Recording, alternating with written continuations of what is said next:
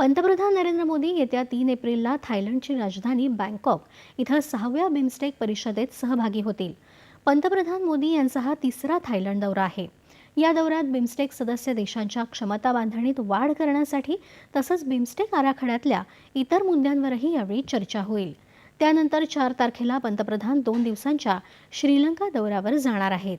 या दौऱ्यात पंतप्रधान श्रीलंकेचे अध्यक्ष अनुराकुमारा दिसानायके यांच्याशी द्विपक्षीय चर्चा करतील. तसंच श्रीलंकेतले उच्चस्तरीय मान्यवर आणि राजकीय नेत्यांसोबतही त्यांच्या बैठका होणार आहेत. या दौऱ्यात भारताच्या आर्थिक सहाय्यातून श्रीलंकेत अनुराधापुरा इथं उभारण्यात आलेल्या विविध प्रकल्पांचंही पंतप्रधानांच्या हस्ते उद्घाटन होणार आहे.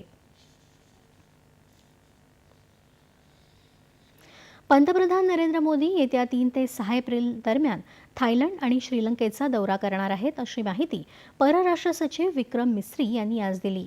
परराष्ट्र व्यवहाराशी संबंधित महत्त्वाच्या घडामोडींची माहिती देण्यासाठी आयोजित केलेल्या पत्रकार परिषदेत ते बोलत होते.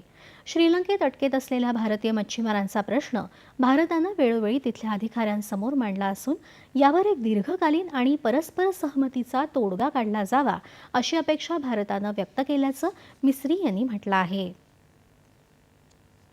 राज्याच्या नमो शेतकरी